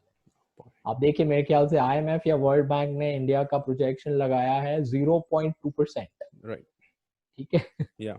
अब 0.2%, अगर आपको याद होगा जो फॉर्मर चीफ इकोनॉमिक एडवाइजर थे नरेंद्र मोदी के, अरविंद सुब्रमण्यम, उन्होंने एक रिसर्च पेपर किया था रिजाइन करने के बाद, उनमें उसने बोला था कि जो इंडियन गवर्नमेंट है वो 2-2.5% ज्यादा ही रियलिटी को दिखाती है, बताती है। राइट। तो इसका मतलब क्या, अगर 0.2 है तो हम तो ऑलरेडी रिवर्स गियर में आ चुके हैं। राइट। प्रोडक्शन नेगेटिव हो गया है। आज आईआईपी के नंबर आए इंडस्ट्रियल प्रोडक्शन के, वो डाउन है सारे के सारे सेक्टर। ऑटो में तो जीरो हो गया है, मारुति का जीरो सेल निकला है इस महीने में, जो कभी हिस्ट्री में नहीं हुआ है। बेकारी का तो आप सोचो, ये कोरोना के पहले ही 45 ईयर हाई अनएम्प्लॉयमेंट रेट था। इतने भूखे और इतने यंग लोग, मतलब ये आप एक टाइम बॉम्ब है। यंग भूखे लोग जब राइट पे चढ़ेंगे तो कोई संभाल नहीं पाएगा इन लोगों को। और मिसमैनेजमेंट इतना है कि किसी को कुछ भी समझ में नहीं आने वाला। मैं डराने की कोशिश नहीं कर रहा हूँ, जो है वो आपको मैं कह रहा हूँ। ठीक है, क्योंकि आप देखिए ऑलरेडी सूरत में दंगे हो रहे हैं। कल हुआ, इन्होंने माइग्रेंट वर्करों ने कितनी धमाल करी बरेली साइड कहीं पे। रोज रोज हम पेपर में पढ़ रहे हैं, वीडियो आ रहे हैं कि माइग्रेंट वर्कर्स जो हैं वो धमाल कर रहे हैं क्योंकि उनको घर जाना है। अब वो घर जाके भी गांव में करेंगे क्या? तो ये बड़ी ही स्फोटक परिस्थिति पैदा हो रही है अब। Are we going back to agricultural backed economy? Because that is something that we anyways are going to do. हम एग्रीकल्चर तो करने ही वाले हैं। आपको ऐसा लगता है क्या कि हम अपने आप को 10 साल पीछे ले जाके एग्रीकल्चर बैक्ड इकोनॉमी से वापस शुरू कर सकते हैं, एक्सपोर्ट कर सकते हैं ये चीजें करके? एक्सपोर्ट कर सकते हैं, नहीं कर सकते, पहले पैदा तो करेंगे, अपने खाने के लिए ही पैदा कर ले फिर एक्सपोर्ट करेंगे। राइट। देखिए इंडिया में जहाँ पे लाखों करोड़ों लोग भूखे मर रहे हैं, वहां पे ये एक्सपोर्ट का तो मुझे समझ में नहीं आता है। ठीक है, ओके। आप सरकारें क्यों ये सब करती हैं? आप मार्केट पे छोड़ दीजिए ना। अगर प्राइस फॉरेन मार्केट में ज्यादा मिल रही है तो लोग अपने आप वहां एक्सपोर्ट करेंगे। पर अगर इंडिया में मिल रही है तो लोग इंडिया में रखेंगे अनाज। सरकारों को ये सब कंट्रोल करने की क्या जरूरत है? उसी की वजह से डिस्टॉर्शन होते हैं। डेफिनेटली हम एग्रीकल्चर की ओर, बिकॉज अब इंडस्ट्री रही नहीं, सर्विस सेक्टर तो वैसे भी बबल था। इंडिया का क्या है, जो पूरा डेवलपमेंट है वो पूरा अनइवन है, बिकॉज इकोनॉमी नेचुरली ग्रो करती है तो धीरे धीरे एग्रीकल्चर सेक्टर कम होता है, मैन्युफैक्चरिंग बढ़ता है और लास्ट में जाके सर्विस सेक्टर की इंपॉर्टेंस बढ़ती है। अब हमारे यहाँ लोग भूखे मर रहे हैं, सर्विस सेक्टर ऑलरेडी 50% से ज्यादा इकोनॉमी का, ये कैसा ग्रोथ है? आप लोग भूखे मर रहे हैं, आपके एग्रीकल्चर सेक्टर जहाँ 60% लोग इन्वॉल्व हैं, एम्प्लॉयड है, पर फिर भी आप इतना अनाज उगा नहीं पा रहे हो कि आपके लोगों को खाने को पूरा पड़े, राइट। राइट? तो ऐसा तो कैसा आपने ग्रोथ किया है? ऐसा तो ये सब सेंट्रल प्लानिंग की मिसमैनेजमेंट, ये सोशलिज्म जो है, ये सोशलिज्म की वजह से ये सब प्रॉब्लम होती है। ओके। जब दिल्ली से डिसीजन लिए जाते हैं, जब सेंटर से डिसीजन लेते हैं, जब गांधीनगर से डिसीजन लेते हैं, तो ये हालत होती है। राइट। तो एग्रीकल्चर तो होने ही वाला है, बिकॉज लोग भूखे मरेंगे। यूनाइटेड नेशंस फूड प्रोग्राम ने कह दिया है कि अकाल पड़ने वाला है। तो इकोनॉमी इंटरनेशनल बर्बाद हो गई, इंटरनेशनल ट्रेड रुक गया है। राइट। और आप देखिए, मैंने कहा वैसा ट्रेड ही हमको एक सभ्य समाज बनाता है। ट्रेड है तो हम मॉडर्न मैन है, ट्रेड राइट। नहीं है तो कुछ नहीं है, राइट। राइट? हम सब अपना अपना उगाएंगे तो हम कहाँ जाएंगे? हम जंगल में ही जाएंगे। फिर तो आदिवासी की जिंदगी जीनी पड़ती है, हम दूसरों से व्यापार नहीं करने वाले हैं तो। और ग्लोबलाइजेशन का जमाना अब धीरे धीरे पीछे जा रहा है। राइट। भले वो ग्लोबलाइजेशन नेचुरल नहीं था, उसमें बहुत सारी प्रॉब्लम्स थी, बट एक इंटरनेशनल ट्रेड होना जरूरी है, सो दैट हमें जो लोकली चीज नहीं मिल पा रही है वो हम अब्रॉड से खरीद सके। राइट। और जब खरीदेंगे तभी हमारा स्टैंडर्ड ऑफ लिविंग ऊपर आएगा, राइट। राइट? तो वो सस्ती खरीदेंगे तो हमारे पास ज्यादा पैसे होंगे लोकल आइटम को खरीदने के लिए। पर जब से गवर्नमेंट बनी है, नेशनलिज्म बढ़ रहा है, प्रोटेक्शनिज्म नेशनलिज्म के साथ बढ़ रहा है, दीवारें खड़ी होती जा रही है इंटरनेशनल ट्रेड के लिए। आप देखिए चाइना के और जापान के सब प्रोडक्ट पे डंपिंग ड्यूटी डाल रहे हैं, एंड टैरिफ डाल काउंटरवेलिंग रहे हैं, ड्यूटी। Import right. कोटा डाल रहे हैं। तो एग्जैक्टली तो ये है, ये बेसिकली देश को गरीब बनाने वाली पॉलिसीज हैं। आप जब तक व्यापार नहीं करेंगे आप अमीर नहीं बन सकते हो। आप देखिए सूरत क्यों इतना प्रॉस्परस है, बिकॉज ये सदियों से, हजारों सालों से एक ट्रेडिंग सिटी रही है। राइट। गुजरात क्यों इतना प्रॉस्परस है, बिकॉज गुजरात की प्रजा एंटरप्रेन्योरियल है। ये कोई पॉलिटिशियन की वजह से गुजरात डेवलप नहीं हुआ है, नहीं हुआ है। राइट। गुजरात के लोगों ने गुजरात को डेवलप किया है। यहाँ के लोगों में ही वो एंटरप्रेन्योरियल स्पिरिट है। तो जिस जहाँ पे इतना बड़ा हमारा समुद्र है, जो किनारा है ओशन का, तो हमने हमेशा फॉरेनरों से ट्रेड किया है। बड़े बड़े पोर्ट हमारे यहाँ ही रहे हैं। आप वेदों में देख लीजिए, ठीक है, भरूच का नाम आता है, सूरत का नाम आता है। अंग्रेजों ने इंडिया में एंट्री सूरत से की थी। राइट। तो ये जो चीज है, और उसको आप बंद कर रहे हो। राइट। तो ट्रेडिंग बंद किया मतलब आप अपना गला घोट रहे हो, बेसिकली आप अपने आप को मार रहे हो। Right. So basically, Make in India is not exactly such a good idea. Make in India बहुत अच्छा आइडिया नहीं है. It's absolutely nonsense. क्या रखा है make in India? I mean, आप मुझे अब फॉर एग्जांपल ये जो टाई मैंने पहनी है, ठीक है, ये चाइना की है। ये जो शर्ट मैंने पहनी है, ठीक है, वो चाइना का है। ट्राउजर जो है वो बांग्लादेश से आई हुई है। अब मुझे क्या फर्क पड़ता है कहाँ पे बना हुआ है? व्हाट इज इम्पोर्टेंट इज मुझे क्वालिटी आइटम मिल रही है और कम दाम में मिल रही है। और ये फॉरेन कंपटीशन से अंदर के लोगों की नौकरी नहीं जाने वाली, ठीक है। राइट. अब फॉर एग्जांपल ये टाई मैं इंडिया में खरीदने जाऊंगा, अब ये मार्क्स एंड स्पेंसर की टाई होगी तो वो 500 रुपए की आती है, चाइना की, एकदम बेस्ट क्वालिटी की। राइट. अगर मैं लोकल बनी लूंगा रेमंड की तो वो आएगी 1500-2000 की।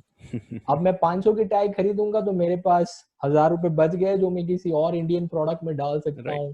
तो उसकी वजह से उस इंडस्ट्री में इंडिया के लेबरर को काम मिलेगा। राइट. अब मैं रेमंड का खरीदूंगा 1500 का, तो मेरे पास पैसे नहीं बचे। अब मैं दूसरी इंडस्ट्री को कैसे मदद करूंगा वहां पे डिमांड करके? तो आप जितना बाहर से चीप मंगवाएंगे अच्छी क्वालिटी का, उतना पैसा यहाँ बचेगा और वो पैसा हम यही खर्चा करने वाले हैं। राइट. तो उसमें क्या गलत बात है?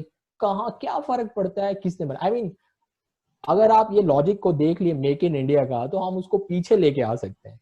तो हम सूरत वाले क्यों मेक इन अहमदाबाद को खरीदे? हम भी मेक इन सूरत खरीदेंगे। हम पिपलोद वाले क्यों भागल का खरीदे? हम Right. मेक इन पिपलोद खरीदेंगे। हम पिपलोद में क्यों भाग्य लक्ष्मी सोसाइटी का खरीदे?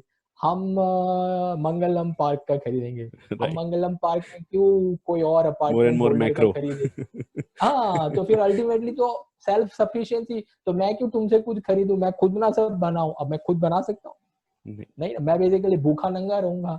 अगर मेरे को खाना बनाना है, मेरे को कपड़े बनाने हैं, जूते बनाने हैं, तो मैं तो बना ही नहीं पाऊंगा। Right. तो it is absolutely nonsensical idea ये मेक इन इंडिया वाली बात जो है, ठीक है। आप ट्रेड करिए ना लोगों के साथ। Right. चाइना के साथ ट्रेड करे, चाइना ऊपर जाएगा, आपको भी ले जाएगा। So you're talking about आपको balance of क्या payment उनसे here, right? दुश्मनी? Basically, you are talking about I am balance of talking, payment in which you trade with China for one commodity and you get another commodity from them. Basically, that's what you're saying, right? You get another commodity, and अगर वो पैसे हमारे से, सी for example, अगर हम उनका खरीदते हैं तो वो Mm-hmm. हम उनका माल खरीदेंगे, वो हमारा खरीदेंगे तो वो हमारा माल खरीदेंगे, Right. तो बैलेंस ऑफ पेमेंट की कोई प्रॉब्लम ही नहीं है। सरकारें बीच में आ जाती हैं, उसमें गड़बड़ हो जाती है। Right. हमको वहाँ की एक्सपर्टीज मिलेगी, हमारे Right. पास जो है वो हम उनको देंगे, उनके Right. पास जो है वो हमको मिलेगा। Right. अब आप सूरत का टेक्सटाइल इंडस्ट्री देख लीजिएगा, अगर चाइना की जितनी भी लूम्स आ रही हैं ये बंद हो जाएगी तो क्या ये सूरत की टेक्सटाइल इंडस्ट्री बचेगी क्या? कितने That's true. सूरत के लोकल मैन्युफैक्चरर हैं जो लूम बना पाएंगे? Right. अगर चाइना का माल आना बंद हो जाएगा तो मेरे ख्याल से इंडियनों को नंगा ही घूमना पड़ेगा। ठीक है, तो ये जो सेल्फ सफिशिएंसी वाली बात है वो इलॉजिकल बात है। Right. Right. आप और पॉलिटिशियनों के लिए आसान होते हैं लोगों को भड़काना, बिकॉज लोगों को समझ में ये सब चीजें इतनी आसानी से नहीं आती है। ठीक है, बट अगर आप उसको थोड़ा सोचेंगे, आप थोड़ा इकोनॉमिक समझेंगे, तो आपको ये बड़ी, मैंने जैसे आपको बोला कि हम खुद सब कुछ नहीं बना सकते हैं, तो आने Right. देंगे, चाइना से क्या प्रॉब्लम है? Right. ठीक है ना? All right.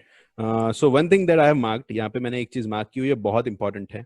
वो है कि मैं कुछ लोगों से बात कर रहा हूँ, वो मुझे बता रहे हैं कि हमारी स्टॉक मार्केट जो है, इंडियन स्टॉक मार्केट, वो बहुत स्ट्रांग है, उसके फंडामेंटल्स बहुत स्ट्रांग है। This is what they are saying and I have tried to explain them that ये बहुत बड़ा बबल है जो कब से फूट जाना चाहिए था लेकिन फूटा नहीं है। और इसकी वजह से more and more youth are actually going into brokerage business for this market, because सबको लगता है कि अब जो टाइम आने वाला है इसके अंदर they are going to set aside a saving, एक सेविंग को सेट असाइड करेंगे जिसको वो लोग सिक्योरिटीज मार्केट के अंदर करेंगे यूज और वहां से कमाएंगे। Do you think that is right और wrong? If it is wrong, as a layman, for a layman person, just tell me एकदम सिंपली कि कैसे उसको समझ सकते हैं कि क्यों रॉन्ग है। देखिए, स्टॉक मार्केट किस चीज काम आता है? तो स्टॉक मार्केट कोई गैम्बलिंग हाउस तो है नहीं। स्टॉक मार्केट स्पेकुलेशन की जगह होती है, बट वो स्पेकुलेशन के लिए भी नहीं होता, जिसको हम सट्टा कहते हैं। राइट। स्टॉक मार्केट वो एक कैपिटल मार्केट है जहां से कंपनियां अपना बिजनेस स्टार्ट करने के लिए इन्वेस्टमेंट जुटा सकती हैं। फॉर एग्जाम्पल, मैं सेविंग कर रहा हूँ, आप सेविंग कर रहे हैं, किसी को बिजनेस स्टार्ट करना है, उसके पास इतने पैसे हैं नहीं, आईपीओ, रिसोर्सेज हैं नहीं, राइट। तो वो रिसोर्सेज वो हमसे ले जाएंगे। अब आईपीओ की बात, टेक्निकल बात नहीं करते, हम बहुत सिंपल बात करते हैं। ऑलराइट। कंपनी के पास पैसे नहीं है, हमारे पास पैसे हैं, हम कंपनी को कहाँ ढूंढने जाएंगे? तो कंपनी एक जगह पे आती है स्टॉक मार्केट में, वो अपने आप को, शेयर जो होता है वो कंपनी का ओनरशिप होता है, वो बेचती है कि आप हमारी कंपनी के मालिक बनिए और उसके बदले में हम आपको डिविडेंड देंगे, उसके बदले में हम आपको प्रॉफिट कराएंगे। तो वैल्यू अगर ज्यादा होती है कंपनी की तो हम उसमें इन्वेस्ट करेंगे। स्टॉक मार्केट ये कोई रोज रोज ट्रेडिंग करने की जगह नहीं है, ये कोई स्पेकुलेशन की जगह नहीं है।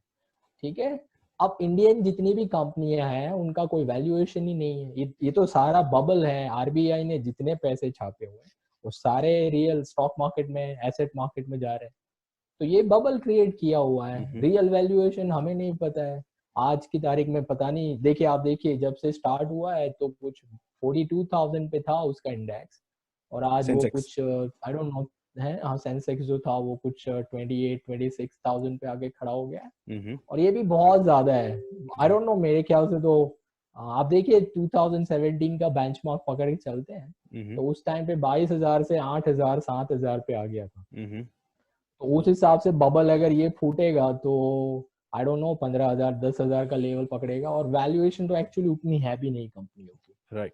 तो अगर आपको इन्वेस्ट करना है स्टॉक मार्केट में तो आप जिस कंपनी को खरीद रहे हैं, उसका आप पार्ट बन रहे हैं, हिस्सा बन रहे हैं, उसकी आप वैल्यूएशन देखिए। मतलब वैल्यूएशन मतलब वो कंज्यूमर के लिए क्या कर रही है, उसका मैनेजमेंट स्ट्रांग है कि नहीं, ठीक है, उसके पास कैश कितना है, उसका डेट कितना है, लेवरेजिंग कितना है, छानबीन करने को बोल रहे हैं कुछ आपसे। देख नहीं रहा है।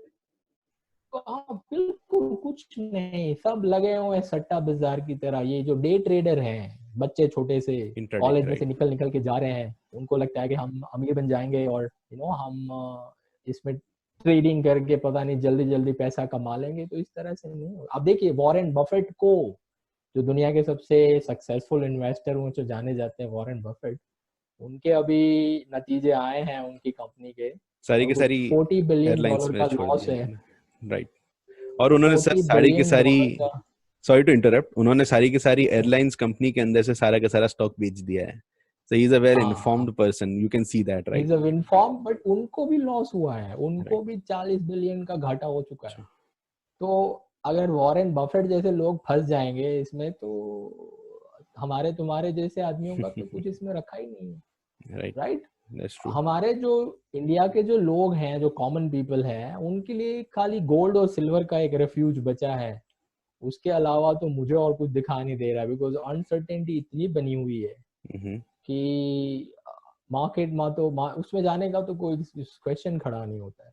ओके, ठीक है, आई राइट। मीन जो सीजनड हैं वो करेंगे, और जो हैं जो कंपनियों को सपोर्ट कर रहे हैं, जिन्हें मालूम है कि जो कंपनी मैंने खरीद के रखी है वो वैल्यूएशन वाली है और लॉन्ग टर्म रहेगी, तो वो आप उनको पकड़ के बैठे रहिए। अगर आपको भरोसा है कि मेरी कंपनी स्ट्रांग है, तो आप पैसे क्यों निकाल रहे हैं? राइट।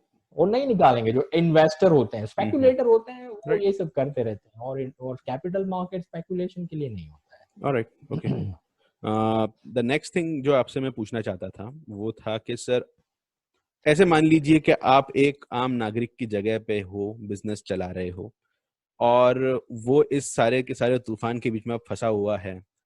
उस इंसान को सबसे पहले टेंशन की वजह से कुछ सोच तो पाएगा नहीं सर वो, और ये ऐसा टेंशन है कि अगर 2 हफ्ते भी आप बैठ के सोच लो तो भी आपको इसका शायद हल नहीं मिलेगा। सो अगर आप उस सिचुएशन में हो तो आप क्या करोगे सर? मतलब फॉर एग्जाम्पल आप टेक्सटाइल हो या डायमंड इंडस्ट्री में हो या किसी भी ऐसी इंडस्ट्री में हो जिसके अंदर खासकर सूथीज जो हैं वो इन्वॉल्व हैं, तो आप उनको क्या बताना चाहोगे सर? क्या कर सकते हैं हम? अब देखिए, अगर उन्होंने अब तक कुछ नहीं किया है, तो अब तो बचने के चांसेस कम ही है। हम्म। एंटरप्रेन्योर वही अच्छा होता है जो फ्यूचर को देख लेता है।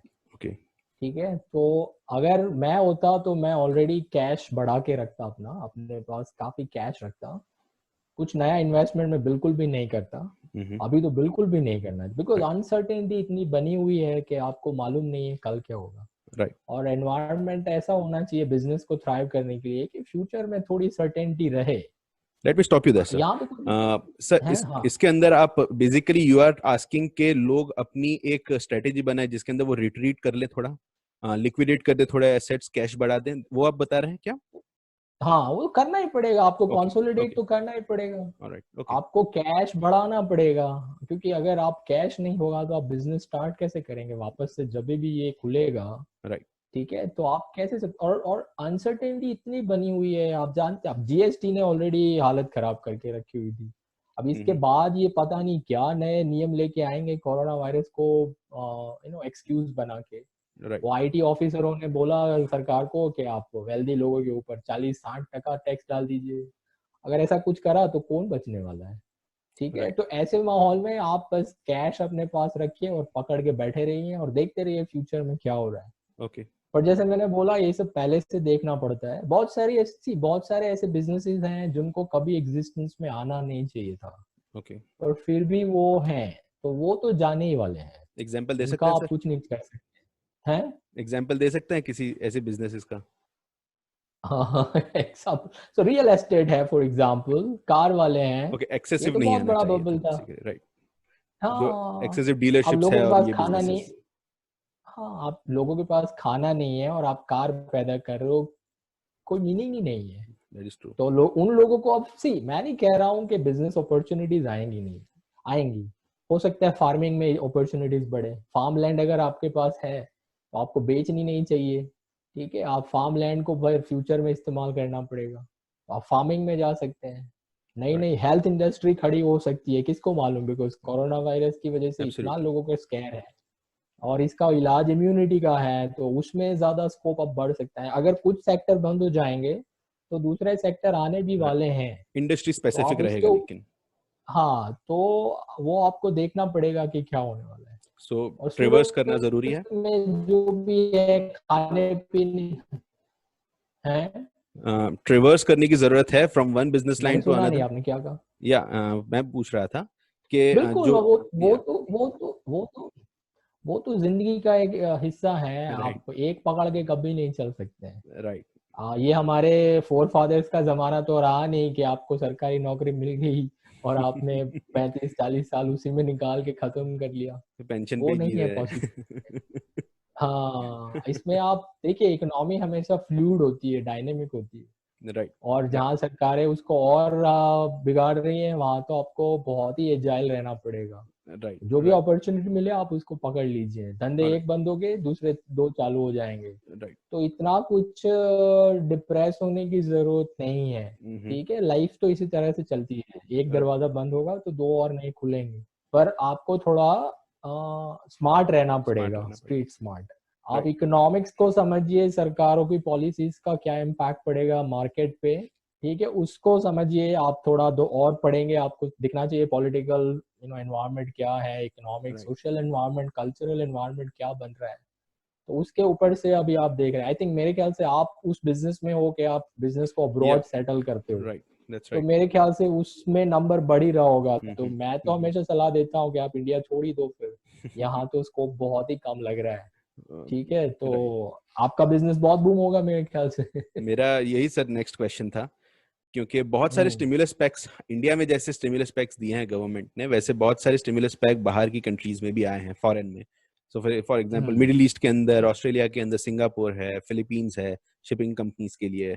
सो हम्म। डू यू थिंक कि यहाँ की जो स्मॉल एंड मीडियम एंटरप्राइजेज हैं, जिनके पास कैपेबिलिटीज हैं कि वो अपना प्रोडक्ट लाइन जो है उसको डाइवर्सिफाई कर सकते हैं अलग कंट्री में जाके, रिस्क फैक्टर जो है उसको डाइवर्सिफाई कर सकते हैं, do you think they should actually take that step? अभी उन्होंने स्टेप लेना चाहिए वो सर क्या?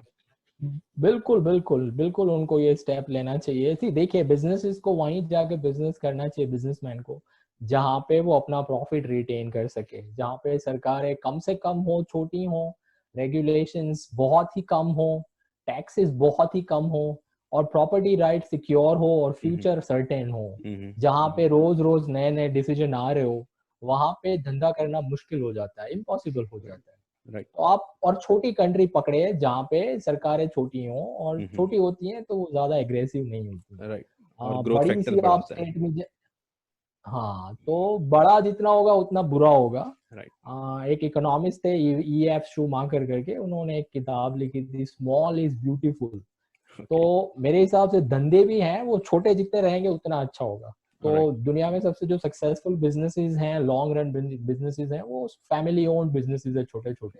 राइट। अब ये बड़ा खड़ा करेंगे तो ज्यादा से ज्यादा 30-40 साल चलेगा, फिर वो स्प्लेंडर हो ही जाना है। That's right. तो आप छोटा पकड़ के चलिए, और ऐसे एनवायरनमेंट में, ऐसे पॉलिटिकल जुरिस्डिक्शन में जाइए जहाँ पे आपको परेशान ना किया जाए, जहाँ पे आपको वेलकम किया जाए कि सर आप आइए, आप इन्वेस्टमेंट करिए, हम आपको राइट। रेड कारपेट बिछा के बुलाते हैं। यहाँ तो धंधा भी करो, गालियां भी खाओ, लाए लोग भी हमको बोले, और उस पर टैक्स भी भरो। मतलब थैंकलेस कंट्री हो गई है। जो मेहनत कर रहे हैं उनको गालियां पड़ रही हैं, और जो कुछ नहीं कर रहे हैं उनको सर पे बिठा के रखा हुआ है। राइट। ठीक है, तो ऐसी जगह पे तो आप कभी बिजनेस नहीं कर सकते। राइट। एक जहां आपको आर्ग्यूमेंट। रिस्पेक्ट मिले आप वहां जाइए। हाँ। True true, that is true. एक बहुत बड़ा डिबेट मेरा छिड़ गया था सोशल मीडिया प्लेटफॉर्म पे, व्हेन आई हाँ। पोस्टेड दैट पता नहीं हो क्या रहा है कि पूरे वर्ल्ड के अंदर ऑयल का प्राइस जो है वो नीचे जा रहा है, लेकिन इंडिया के अंदर पेट्रोल और डीजल का प्राइस नीचे जा नहीं रहा है। जब उसका जो शेड्यूल है टैक्सेशन का, जो जीएसटी का शेड्यूल है, वो ऑलरेडी पब्लिक में डोमेन में है, और अनाउंस भी क्या हुआ है कि real time fluctuations of price will be given effect. रोजमर्रा अगर ऊपर नीचे हो रहा है ऑयल का प्राइस, तो हमारा इंडिया का भी पेट्रोल और डीजल का प्राइस ऊपर नीचे जाएगा। और कोई ऑफिशियल अनाउंसमेंट अब तक तो हुआ नहीं था। आज दिल्ली की गवर्नमेंट ने किया है सर कि वो लोग पैसा बढ़ा रहे हैं, और वो लोग जो रेट ऑफ टैक्सेस है वो भी बढ़ाना चाहते हैं उसके ऊपर। आपका क्या मानना है सर कि क्यों ये हो रहा है कि हमारा जो पेट्रोल का प्राइस है वो नीचे नहीं गया, जब एविएशन फ्यूल इतना सस्ता हो गया है सर? बिकॉज मोदी गवर्नमेंट में उसके ऊपर एक्साइज ड्यूटी बढ़ा दी है, दैट्स व्हाई टैक्सेस बढ़ जाएंगे तो प्राइस तो बढ़ने ही वाली है। हैज देयर बीन एनी आप ऑफिशियल हाँ, अनाउंसमेंट फॉर दैट सर कि एक्साइज ड्यूटी बढ़ाई है उसके ऊपर? हाँ, आई थिंक 2-4 हफ्ते पहले उन्होंने बोला वो बढ़ा रहे हैं। आई थिंक 3 रुपए 4 रुपए कुछ बढ़ा दी थी, और उसके पहले भी बढ़ा ही रहे हैं। ऑलराइट। अगर आप टैक्सेस देखेंगे तो वो ऑलमोस्ट 50% से ज्यादा होते हैं। ऑलराइट। ओके। तो और नॉट ओनली दैट, अभी आज मैं सुन रहा हूँ अल्कोहल के ऊपर कुछ टैक्सेस बढ़ाने की बातें यस, चल रही हैं। 70% लोग जैसा हो गया है सर। लोग दारू खरीद रहे हैं तो उसके ऊपर टैक्स लगाएंगे। देखिए आप एक बात समझ लीजिए, मैं ज्यादा डिटेल में नहीं उतरना चाहूंगा क्योंकि मेरे पास इतना टाइम नहीं है। Right sir. ठीक है, जितनी सरकार बड़ी होगी उतना नुकसान होगा। सरकारें छोटी होंगी, सबसे बेस्ट वो ना ही हो, हम अपने अफेयर्स खुद मैनेज करें, और वो हम कर सकते हैं। उसके बारे में हम किसी दिन और बात करेंगे आपके साथ, आज नहीं। श्योर। ठीक है, जितना हमें आज़ादी मिलेगी, फ्रीडम मिलेगी, उतना हमारी लाइफ के लिए अच्छा है। राइट। जितना पैसा सरकार की जेब में जाएगा, हम उतने गरीब होते जाएंगे। एब्सोल्युटली। और ये राइट। जो गवर्नमेंट बैठी है दिल्ली में, वो तो यही सोच रही है कि बस सारा पैसा उन्हीं को ले जाना है। राइट। तो ये तो नहीं चलेगा। सूरत बेचारा खाली हो गया है। सूरत म्यूनिसिपालिटी एक जमाने में इतनी अमीर होती थी, उसकी राइट। तिजोरी के बेचारे लेवल आ गया है नीचे। तो ये बड़ी खराब बात है। ये जो सेंट्रलाइजेशन ऑफ पावर है, ये जाना चाहिए। ये जब तक नहीं जाएगा तब तक कुछ नहीं होने वाला है Ibrahim. Right. Right. Alright sir, I think आपको शायद जाना है सर, तो हम आज के लिए ये पॉडकास्ट यहाँ पे एंड करते हैं। बट मैं आपको सर जी एक बार face to face in studio एक इंटरव्यू करना चाहता हूँ, पॉडकास्ट करना चाहता हूँ। Hopefully after ji this ji lockdown, जब सब कुछ पूरा होता है, थोड़ी क्रेजीनेस के बाहर निकलते हैं हम सर, तो हम बिल्कुल करेंगे उसको। For sure the sure. Time being I hope the listeners have actually enjoyed this podcast. मुझे आशा है कि सबको सीखने भी बहुत कुछ मिला होगा। बहुत बहुत थैंकफुल है हम डॉक्टर मधुसूदन राज जी के कि वो हमारे पॉडकास्ट पे आए। सॉरी सर, मैं फंबल कर गया आपका नाम। No, that's okay, वो थोड़ा डिफिकल्ट है। Yeah, and I hope that you will be back on the podcast, sir. I hope that you stay safe और काम करते रहेंगे सोसाइटी के लिए सर, और सबको एजुकेट करते रहेंगे। Absolutely. Thank you very much, Ibrahim, for inviting me in your show. Or Right. I promise you that I'll come back.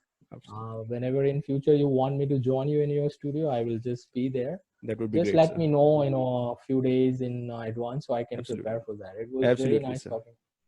Pleasure Thank you was very mine, much for sir. inviting me. Thank you very much, sir. Anyway, good night. Bye bye. Good night. Bye bye. Bye bye. Bye bye.